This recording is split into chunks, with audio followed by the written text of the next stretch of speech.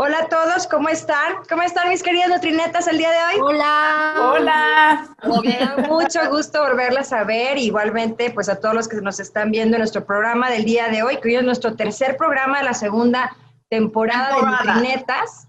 Ya el tercer programa. Y el día de hoy les vamos a hablar de la cetosis que se puede lograr a través del ayuno o por una baja ingestión de hidratos de carbono. ¿Cómo ven? Muy Se va a bien. poner bueno, interesante. Pues vamos a tener que discutir aquí muchos elementos. ¿Y qué les parece si empezamos a platicar un poquito, pues todas estas vías que pues se están de cierta manera utilizando nuestro cuerpo para poder producir estos cuerpos cetónicos? Entonces, yo creo que cuando ahorita estamos hablando de estos temas es por tanta pues idea que hay con el respecto, es bueno o no es bueno que se haga cetosis en el cuerpo, hay mucha como desinformación tal vez, o también nos crea mucha confusión. Y es bueno que recordemos cuando vemos esta parte de cuando nuestras reservas de glucosa pues empiezan a disminuir, pues también las concentraciones que le llamamos nosotros de glucógeno a nivel hepático y a nivel muscular. Entonces, todo esto, cuando empezamos a conocer de por qué se produce la cetosis, debemos de recordar que esto se ocasiona porque empiezan a descender una de las hormonas más importantes de nuestro metabolismo, que es la insulina. Entonces, al momento que empieza a descender la insulina, pues eleva otra, que es el glucagón, y de ahí el glucagón va a estimular a una hormona que se llama lipasa sensible, hormona que aumenta esta lipólisis. ¿Qué es esta lipólisis? Pues cuando utilizamos nuestras reservas de energía para, en este caso, pues nuestros ácidos grasos, o sea, un rompimiento de triglicéridos, de ácidos grasos libres, proveniente de nuestro tejido adiposo. Por eso ahorita es tan popular decir, bueno, hay que tener una dieta y que nos haga esta producción de cetosis, porque nos vamos encontrando que hay evidencias que eso también nos va a llevar a comer menos, a que me sienta que pierdo peso más rápido. Y ahí es donde empezamos entonces a conocer un poco más que estas vías nos marcan que el aumento del glucagón, que ahorita les decía, aumenta hasta 3 procesos metabólicos muy importantes. Uno de ellos es la oxidación de ácidos grasos a través de la beta-oxidación, ¿sí? Que eso es lo que nos da a formar esta acetilcoenzima A. Y también tenemos la cetogénesis de cómo se producen los cuerpos cetónicos, y la tercera sería la gluconeogénesis, que son regulados por diferentes factores de transcripción, entre ellos los que conocemos de los PPAR-alfa, que esos se encuentran a nivel de nuestra membrana nuclear. Entonces, cuando tenemos esta gluconeogénesis, es la utilización de todos estos compuestos que no son hidratos de carbono. Por eso decíamos al principio, bueno, vamos a hablar de cetosis y cuando disminuimos nuestra ingestión de hidratos de carbono. Y aquí donde nos hablan que pues podemos utilizar ácido láctico, glicerol, alanina, glutamina para la formación de glucosa. Por lo tanto, la cetogénesis es el empleo de esta acetilcoenzima A para la formación de estos cuerpos cetónicos llamados acetoacetato, beta-hidroxibutirato y acetona. Por lo tanto, por eso ahorita tenemos como que tantas ideas de utilizar estos métodos para perder peso, para mejorar muchos aspectos metabólicos, porque sí han reportado en la literatura que mejora la sensibilidad a la insulina, nos puede ayudar en las personas a disminuir la hemoglobina glucosilada, triglicéridos y la glucosa, pero no necesariamente son a largo plazo. ¿Qué opinan las demás?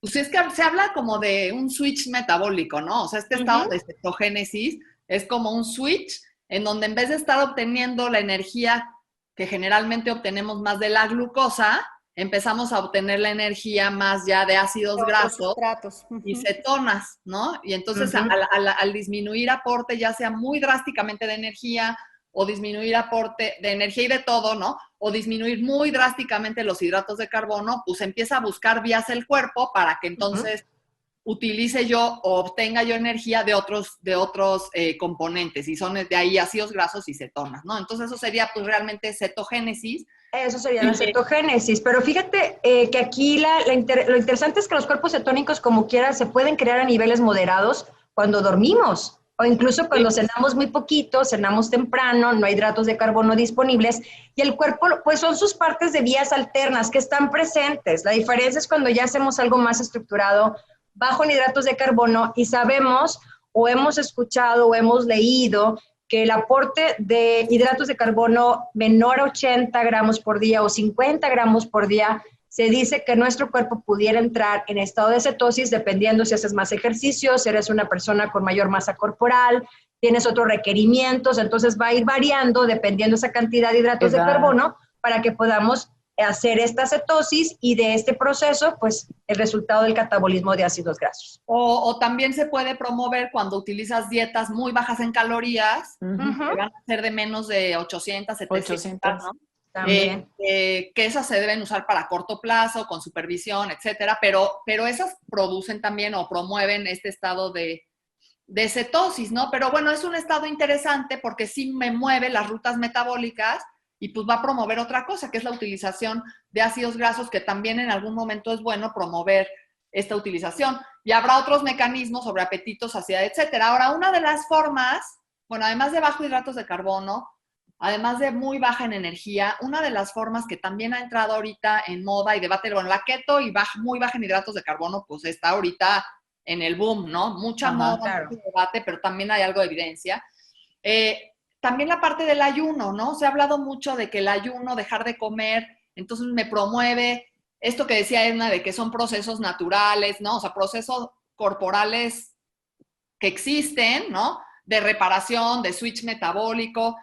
No es que esté haciendo algo que mi cuerpo no conozca, mi cuerpo hace eso naturalmente. Entonces, en el ayuno pasa eso, o sea, cuando el ayuno, pues nosotros decimos, bueno, desayuno, que es romper el ayuno, es justamente, pues es la parte donde no comemos o no deberíamos comer en la noche, donde hay una oscuridad, que antes más bien siempre, todos los seres vivos, animales, humanos, ¿no? Tienen este ritmo circadiano o ciclo circadiano o reloj biológico que en la oscuridad suceden ciertas cosas a nivel metabólico, etcétera, y en el día, que son los tiempos donde uno come o ingiere alimentos, suceden otras cosas. Y dentro de esto que sucede es justamente un switch metabólico a utilizar más energía de ácidos grasos y cetonas en vez de utilizar glucosa.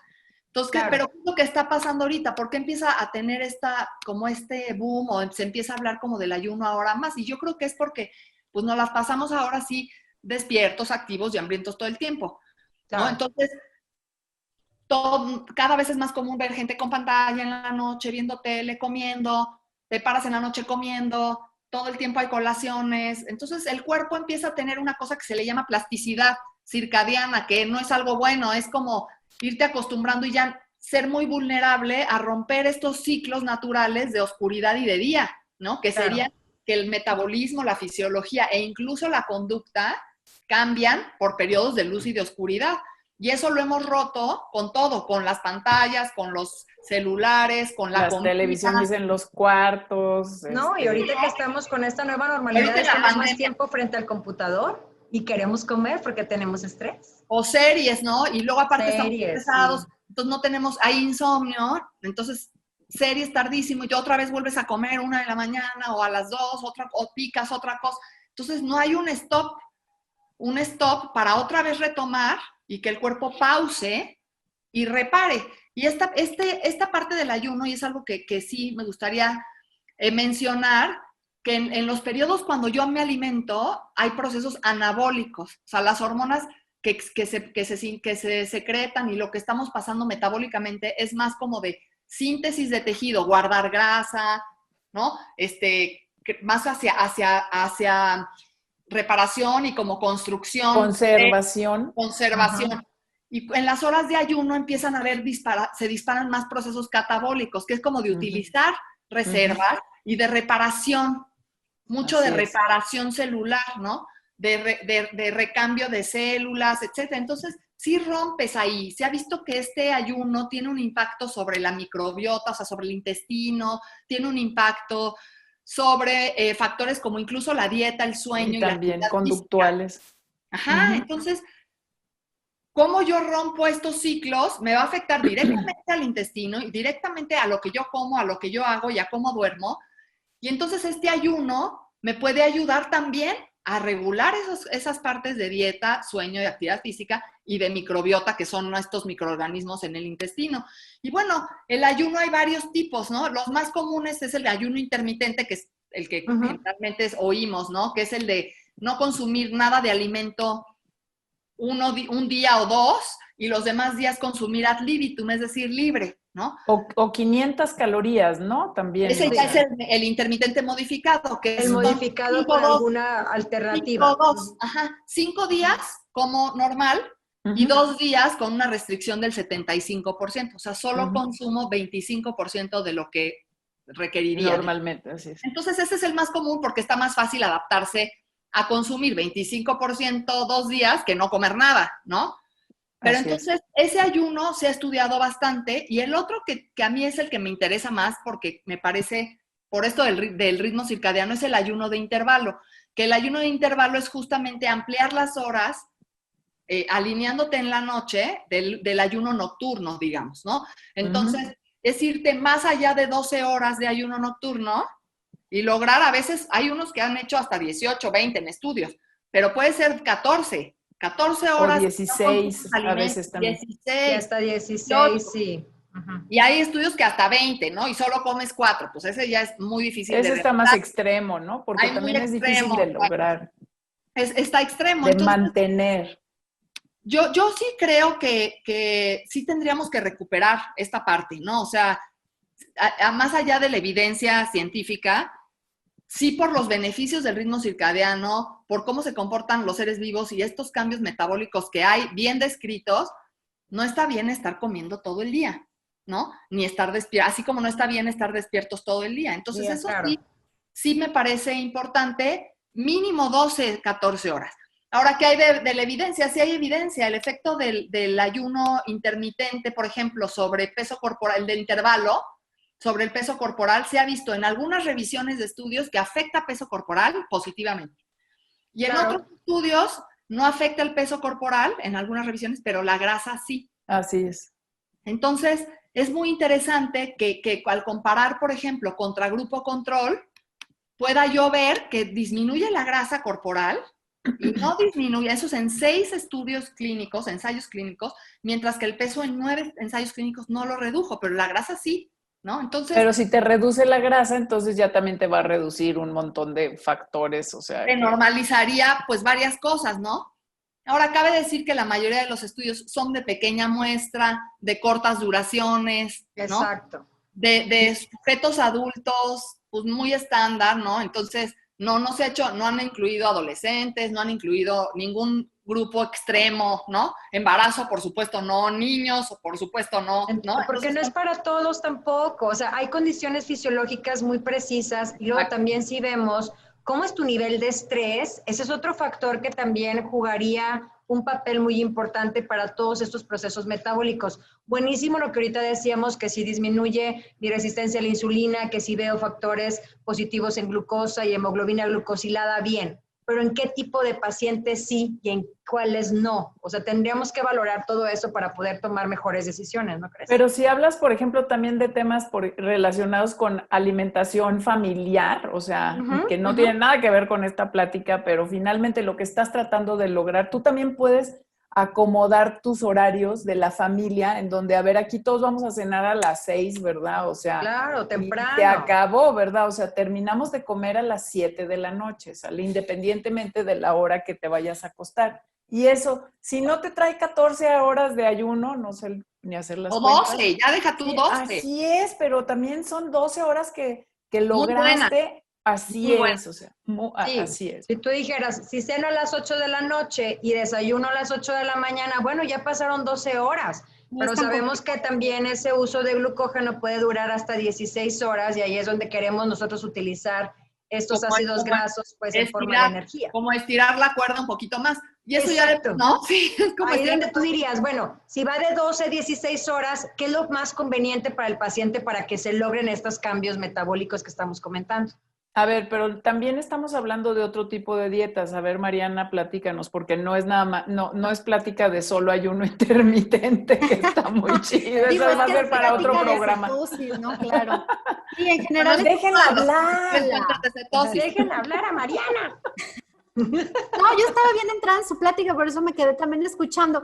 Tienen toda la razón, pero ciertamente el tema es de cetosis y hay otros patrones de alimentación que favorecen también la cetosis, como lo que comentaba Edna en un inicio, que es la famosa dieta keto, ¿no? Y mucho de lo que se le ha hecho promoción, porque también creo que hay mucha mercadotecnia detrás de esta dieta, pues es sobre todo para la pérdida de peso corporal.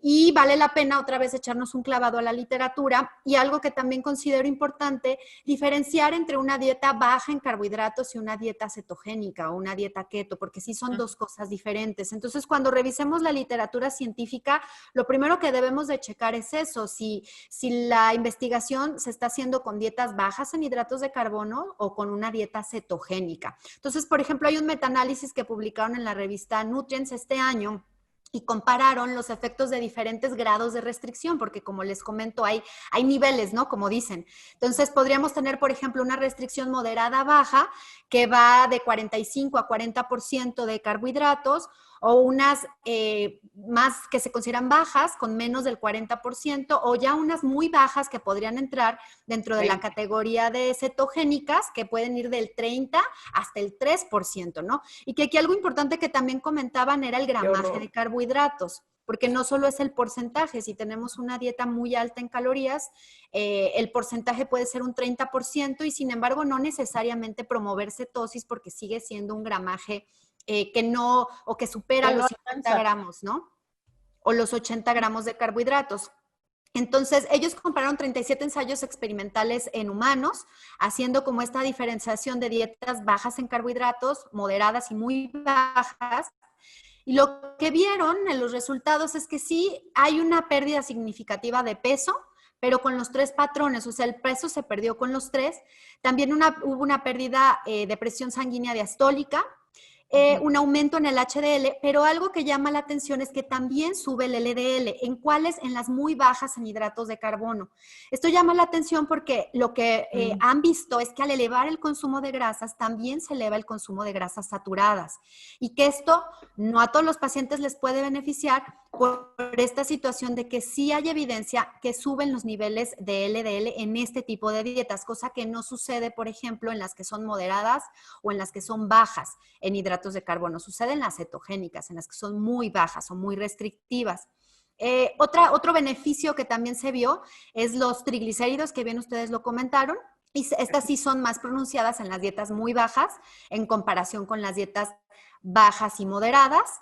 Y lo que sí también vieron en conclusión es que la pérdida de peso en realidad, o los efectos en la pérdida de peso, no estaban relacionados al grado de restricción de carbohidratos, sino simplemente a la restricción. Entonces, aquí una de las preguntas que a mí me surge, ¿es indispensable realmente tener restricciones tan importantes de carbohidratos para tener los beneficios metabólicos, no? Yo creo que no. No. Yo creo que no. Aparte, La restricción calórica es lo más importante. Pero aparte, Para como empezar, hay sí. revisiones que comparan, ¿no? La dieta muy baja en hidratos o baja en hidratos, a veces las juntan como en un paquete, o la muy baja nada más. Cuando comparan contra la baja en grasas, que es de las más estudiadas, primero, los primeros 6 meses, sí, más efecto en peso de la keto, pero ¿no? a la larga es la muy misma. baja en hidratos. Pero a los 12 meses no hay diferencia entre esos dos. Exactamente. Cuando comparan con otro tipo de dietas, esa baja en hidratos no muestra superioridad en peso corporal. Entonces eso nos dice todo. Y sí muestra muy consistentemente, como bien dices, lo del LDL, colesterol malo que no queremos aumentar, ¿no? Entonces no queremos efectos adversos con cierto tipo de patrones. Ahora, ¿qué es una alternativa a la restricción de otro tipo? Pues sí puede ser una alternativa, pero con un buen mantenimiento. Porque si no haces el mantenimiento, ¿cómo nada sirve, ya valió. hidratos y luego ya comes normal? No, pues no. Es Y es una finalmente- retención del peso también, porque tenías una restricción, hay un cambio de masa corporal, y como quiera viene un cambio donde el cuerpo va a sensar la pérdida de peso. Y ese cambio es... ¿Vas a lanzar 300 gramos de hidratos? Pues no. Claro que no. No, claro. Y hay algo que importante Eso hace que mucha gente. lo del efecto a largo plazo. O sea, realmente no conocemos el efecto a largo plazo. Y eso Bueno, me refería a 1 año o 2, pero a largo plazo no se conoce. no sí. se conoce. Y lo que sí se conocen también, así como hablamos de beneficios, también tiene efectos adversos, ¿no? Mareos, fatiga muscular, náusea, vómitos, cefalea, cólicos, estreñimiento. En personas con diabetes se ha visto, por ejemplo, el desequilibrio electrolítico, que habría que vigilar muy bien la hidratación. Y otra cosa que creo que tenemos que tocar es la sustentabilidad. Me acordé mucho del programa pasado que hablábamos de la dieta mediterránea, ¿no? Y que uno de las partes como de los plus era esta parte de sostenible, sustentable, y que tendríamos que buscar patrones que fueran hacia esto. Este patrón realmente no se considera sustentable, tiene un exceso de consumo de carne, un muy bajo contenido de alimentos de origen vegetal y se contrapone, por ejemplo, a los patrones que platicábamos la semana pasada, ¿no? Se contrapone totalmente a una alimentación basada en plantas porque tampoco puedes comer legumbres, frutas, muchos vegetales también están restringidos. Entonces ahí es donde debes de valorar realmente, uno, usarla a corto plazo, si la vas a utilizar por riesgo-beneficio, no hablamos de un paciente que a lo mejor tiene que perder kilos para una cirugía, algo donde el riesgo sí supera, bueno, podrías considerarla, pero tendrían que ser a corto plazo, considerar también realmente cuánta restricción le voy a hacer de carbohidratos, justificar esa restricción de carbohidratos, y yo no la podría considerar como un estilo de vida saludable, una, por el tema de la sostenibilidad, y dos, precisamente porque se contrapone a todos estos alimentos que son muy ricos en fibra, muy ricos en antioxidantes, en polifenoles. Entonces, la calidad nutritiva yo sí la pondría en tela de juicio. Bueno, a ver, ¿qué ibas a decir, Oti, para luego entrar en el tema de... Sí, pero te vi con ganas. Ahí nada más metería una acotación, porque sí, yo estoy de acuerdo con Mariana, aunque muchas veces los pacientes, y en esta parte de individualizado, centrado en el paciente, y ellos creen en este patrón, y es el que quieren hacer, y están con la motivación máxima. Entonces, estos nutriólogos también queremos no, ese no está bueno. O sea, también estamos satanizando este patrón cuando tiene buena evidencia o parecida al otro. Pero tenemos que tal vez dar cierta opción. Podríamos hacer adaptaciones. No se ha hablado de, por ejemplo, gente que ha hecho esto con muchas hojas verdes, ¿no? Manejar verduras de muy bajo contenido de carbohidratos para meterle fibra y meterle ciertos antioxidantes. Esa es una de las grandes consecuencias de este tipo de patrón. O sea, claro, la deficiencia en vitaminas, en nutrimentos inorgánicos o minerales y fibra. Pero Clau iba a decir algo. Bueno, es que, o sea, yo me regreso un poco también a ¿cuál es el mejor tipo de dieta que debes de usar a final de cuentas? El que vayas a poder seguir. Adherencia. El que te va a dar el éxito. Es la que realmente, o sea, prevenga como altas incidencias de recaídas, o sea, que lo que no quieres es recuperar el peso. Y a largo plazo, o sea, estudios en donde tú puedas mantener la dieta, o sea, en donde tú mantengas, por ejemplo, una baja de peso del 10 o del 5%, a largo plazo, lo puedas mantener. Hay muy pocas personas que lo hacen, o sea, que lo pueden hacer, ¿sale? Entonces, no es tanto también como cuánto puedas bajar, sino cuánto puedes mantener que hayas bajado, o sea, y entonces, ¿cómo le vas a hacer? Pero el mantenimiento en este está más difícil porque... Está muy difícil. En los otros es mantener como tu estilo de vida, de seguir comiendo más o menos bien, pero de todo, y seguir haciendo mucha actividad física. O sea, tienes que seguir haciendo los cambios y ya. Pero en este no. En este, de haber estado restringido los hidratos, tienes que pasar por una fase de irlos aumentando paulatinamente. Hasta Atkins lo marca así. Así es. ¿Quién lo hace? Nadie. Hay gente que lleva 2 años haciendo bajísima en hidratos y cree que así se puede quedar toda la vida. Cuando coman hidratos, no sé cuál sea el efecto, pero... Que de hecho, sí hay revisiones en donde puedes generar esa resistencia a la insulina precisamente por una baja exposición de hidratos de carbono. Cuando los tomas ya no los metabolizas. Igual.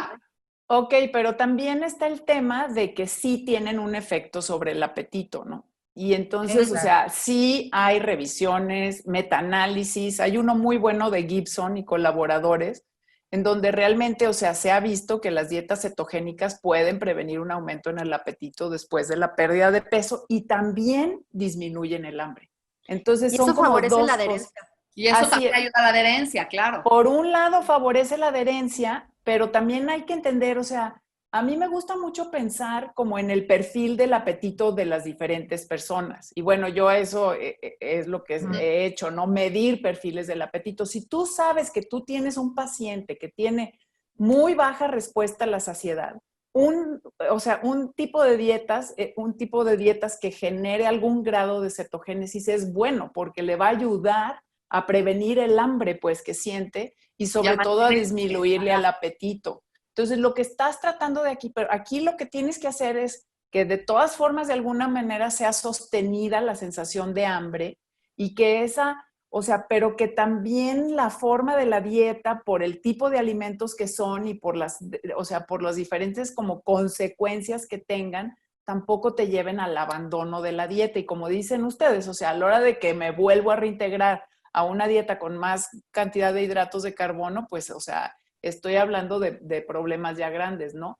Aquí estás hablando también de, o sea, secreciones o sea, sí se ha visto, por ejemplo, cuando usas dietas muy bajas en calorías, que no solo se disminuye la sensación de hambre, sino que se disminuye también la secreción de grelina, entre otras cosas.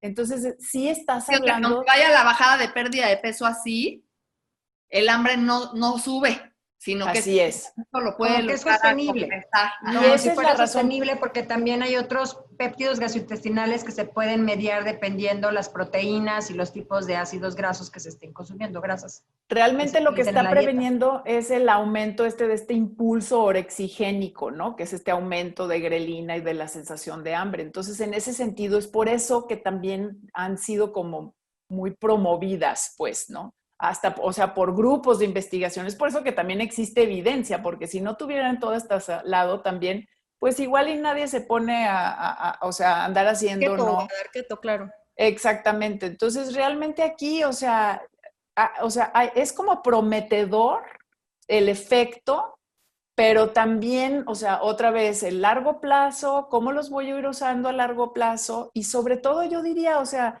depende mucho del perfil del paciente que tienes. O sea, si tú tienes una persona que no tiene estos tipos de episodios, ¿no? De tener así como, o sea, si es una persona que se satisface normalmente, que reconoce sus señales de saciedad, tampoco necesitas entonces introducir este tipo de dietas que son también difíciles de llevar a cabo, son no sostenibles, ni más lo caras. más saludables tampoco, ¿no? Así Faltan es. cosas, sí. Entonces también hay que ver como quién, o sea, quién se las vas a dar, ¿no? O sea, ¿Y cuánto, no? ¿Cuál es el nivel de cetosis mínimo requerido realmente para suprimir el apetito? Eso es lo que yo les decía, o sea, que realmente tendríamos que ver que para cada persona es diferente cómo va a actuar también, no es lo mismo para todos, por eso en algunos puede ser más exitoso que en otros que se puedan adherir, pero esa es la clave, o sea, ¿cuál es realmente ese nivel mínimo o la ingesta de hidratos de carbono asociada que puede ser adaptable para cada persona para que esto permita la inclusión de mayor variedad de alimentos, que es lo que queremos, que no sea tan limitada,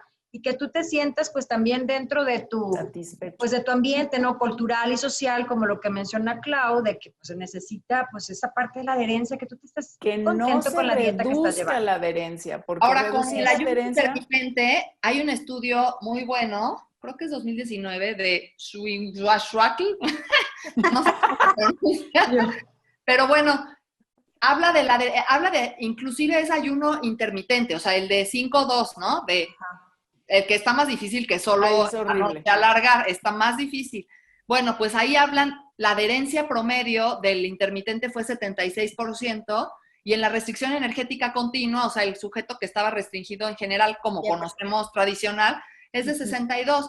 Entonces, todavía incluso con el ayuno, ¿por qué? Porque es diferente restringirte 2 días más severo, pero son 5 días normal, libre.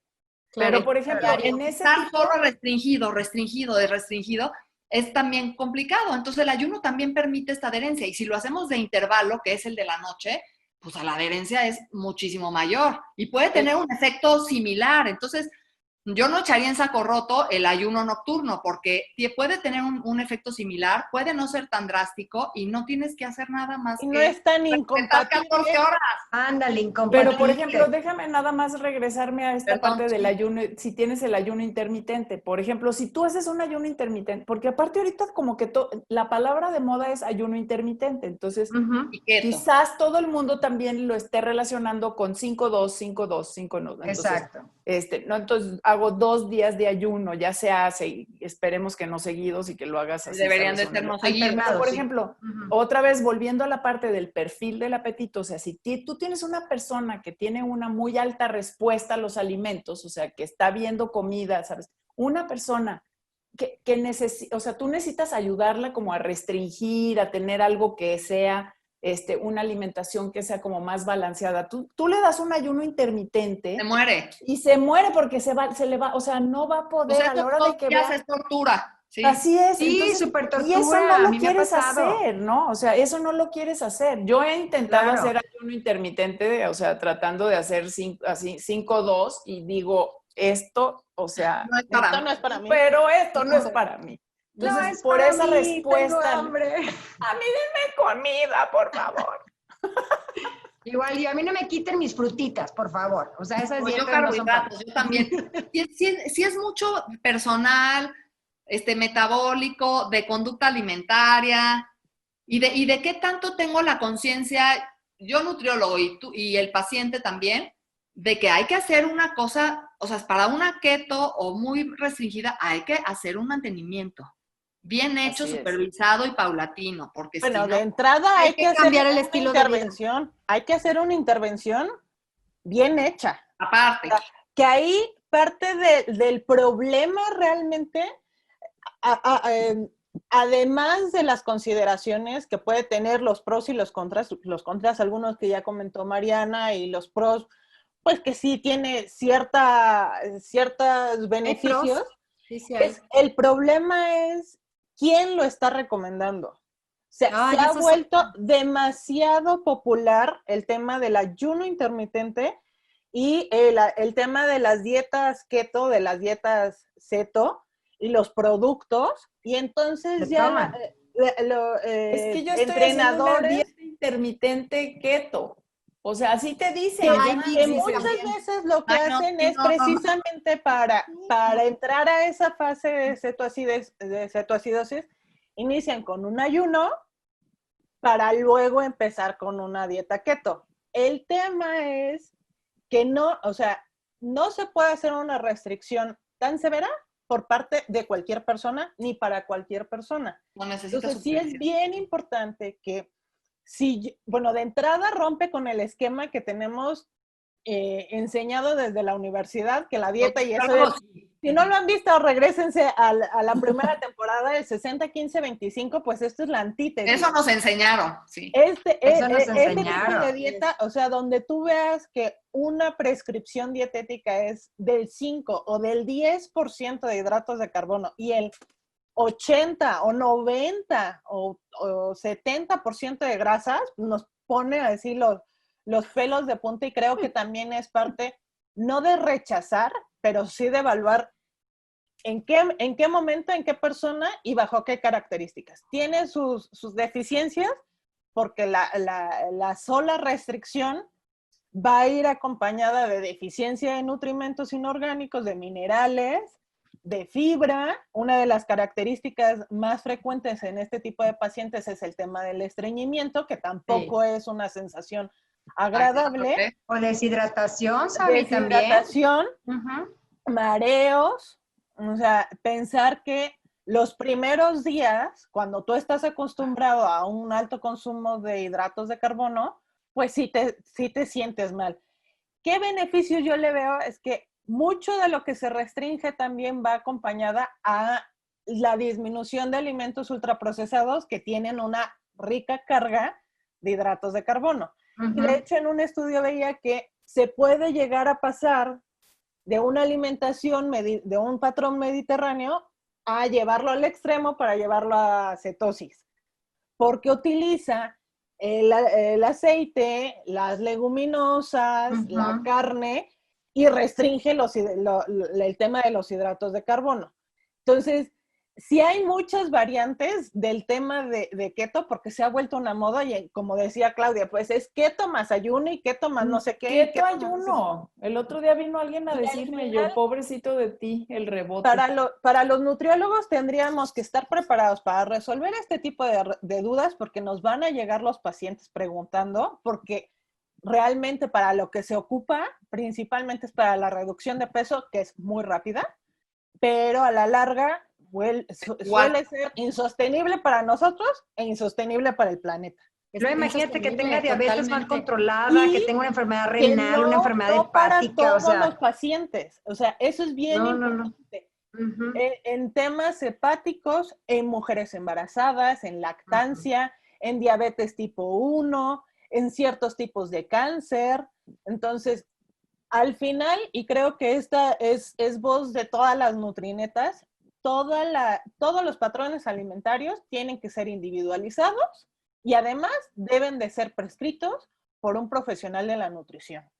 ¿Qué es lo que está pasando? Que venden los kits completos de llévese todas sus malteadas y polvos y sobres, haga su dieta sin evaluarte metabólicamente cómo estás, sin hacer un seguimiento para ver qué tanto estás bajando. Sin hacerle variaciones, porque puedes hacer variaciones, seamos creativos, no carnes procesadas. Exacto. Así de fácil, tú quítale a la dieta chorizos, tocinos, carnes grasosas, métele hojas verdes. Métele hojas verdes. ¿Puede mejorar? Puede mejorar. Y que también sigue siendo insostenible, pero puede mejorar. Sí, puede mejorar. Y que debe de ser, o sea, yo en lo personal, no me quites el tocino que te elimina por completo un grupo de alimentos, ya estás pensando. No es saludable.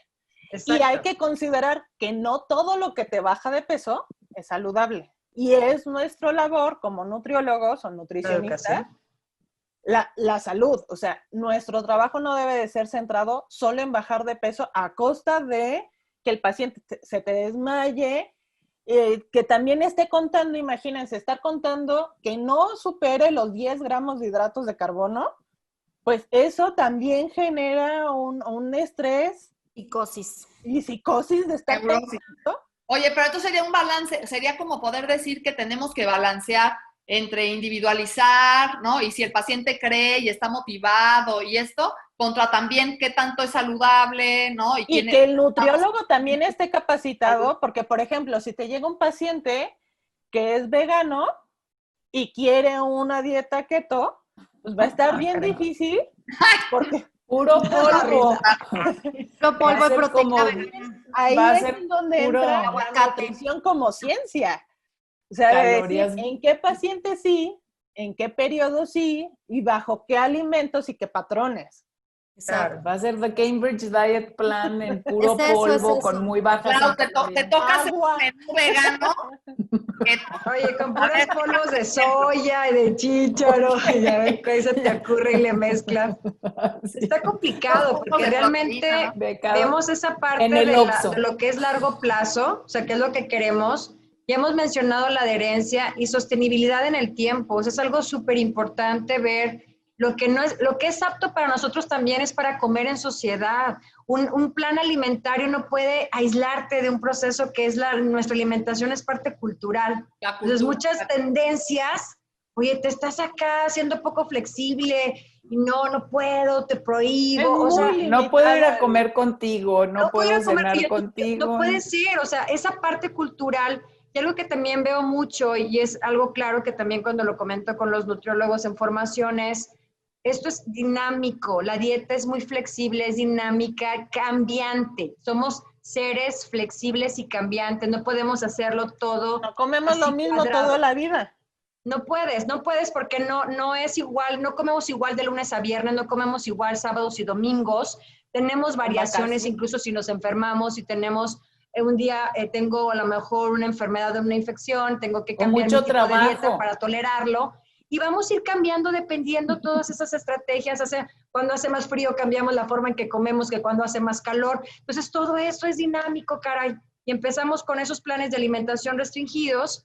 Es necesario, sí hay mucha evidencia que hay muy buenos cambios, pero volvemos a lo mismo. Tenemos que evaluar al paciente cuál es la mejor dieta que se le puede dar, por cuánto tiempo, tiene o no las características, todo lo que implica realmente realizar un plan de alimentación, pero eso es muy importante evaluarlo y eso es lo que más exhorto a los nutriólogos que nos puedan estar viendo en el programa, Y a que los no hay que cómo lo hacer una quieren llevar a evaluación previa. cabo, que busquen a un Que va- profesional. A los que lo quieren Claro, llevar a cabo. claro. No agarres el libro y hazlo y luego ya bajé un poquito y ya no me importa. Porque Y luego estás dando porque al traste también, a tu metabolismo. porque también no es lo mismo hacer una dieta keto o el ayuno con alimentos naturales que una dieta keto con productos que además te restringe aún más porque te da esa dependencia. Keto. La Esa keto, dependencia de No, y decir, que es carísimo, es Edna, carísimo también. Keto. la keto del Oxxo, ándale, Edna. Ay, vamos a La sacar keto la del dieta. Oxxo. No, la keto del Oxxo sería no ir al Salchichas, Oxxo. Pepperami. salchichas, cooperami. pero ve, salchichas por que ejemplo, puedan. Ya, Puras ¿eh? carnes paciente procesadas. ¿Qué más nos vamos a encontrar Bueno, ahí en cecina, esas también hay tiendas de cecina. conveniencia? Cecina. O sea, Cecina. hay cecina en el Oxxo. Bueno, acá en Guadalajara sí, o no sé. Nosotros le llamamos Yo en nunca el lo he norte visto. carne Vuelvo a seca. rescatar las semillas. Las Podemos semillas. rescatar es carne verdad, hay seca con cacahuates. limón, un Mm. poquito de limón a la carne seca y pues para Carne evitar seca. tanta carne curada porque pues es lo que más te vas a encontrar en las tiendas de conveniencia. ¿Qué más qué más se les ocurre? Carbohidratos. No sé, no hay nada más. Bueno, ya El después atún, de eso, Cacahuates, está- a una lata de atún. Sí, es cierto. El Atún. atún Ya en después sobre, de el atún eso- en latita, ya tenemos la carne seca o como le llaman Chile, ustedes la las cecina, un netas. poquito de limón. Las ¿Qué netas. más? ¿Cada quien una neta? Cada Sí. quien una neta. Ay, la me está Cada bien. quien una neta. A ver, yo me iría a mi neta. Les voy a decir cuál sería mi neta, porque realmente la principal estrategia, si usted quiere perder peso, es reducir la ingesta total de energía para promover esa pérdida de peso. Ya cada uno de los elementos de los macronutrientes debe de ser individualizado, por eso es la mejor estrategia, la restricción calórica. Esa es la neta. Voy. Yo neta sumaría que las dietas cetogénicas son efectivas, pero que habría que valorar si vale la pena restringir tanto los hidratos de carbono o en su lugar también manejar dietas bajas en carbohidratos para la pérdida de peso, sobre todo por el tema de incluir más variedad de alimentos saludables que sí contienen carbohidratos. Y la Que sostenibilidad. no es sostenible. Sí. Yo diría, a ver tú, Oti. Las 12, yo diría, a coro, yo diría respetar el ayuno nocturno de 12, 14 o 16, dependiendo de la dificultad de cada quien y de su estilo de vida y de sus horarios, pero entre 12 y 14 pareciera ser una recomendación importante, considerando los mecanismos fisiológicos y el estilo de vida actual. Entonces, yo sí, esa sería una gran recomendación.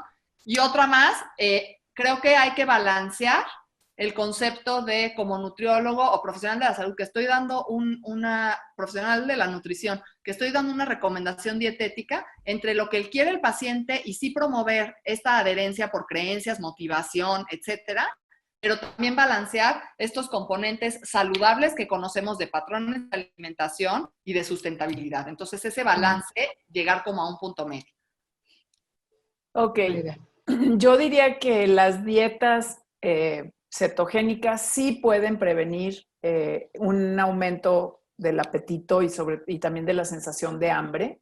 Y que por lo tanto, si tú sabes que eres una persona que tienes como un muy bajo nivel de saciedad o una muy alta respuesta a los alimentos, que sí puedas de alguna forma como comer un porcentaje, digamos, más alto de proteínas, por ponerlo de una manera, o bajarle un poco a los hidratos. Llevarte la dieta keto quizás no sea tan necesario, al menos de que estés realmente tratando de lograr una baja de peso, o sea, muy rápida o lograble durante un tiempo corto, que puedas tú sostener, de que te vayas destetando también de la manera adecuada para que luego pues te vayas a incorporar al patrón de alimentación que está sugiriendo Oti, sobre todo para que sea sostenible en el sentido de que no recaigas, en el sentido de que la puedas seguir haciendo.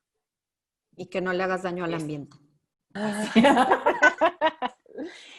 Y yo la neta es, si como nutriólogo vas a promover este tipo de patrón en tus pacientes, debes de considerar que no es aplicable para todos, que no debe de ser considerado un negocio y terminar vendiendo productos a costa de la salud de los pacientes por darle el beneficio de bajar rápido de peso.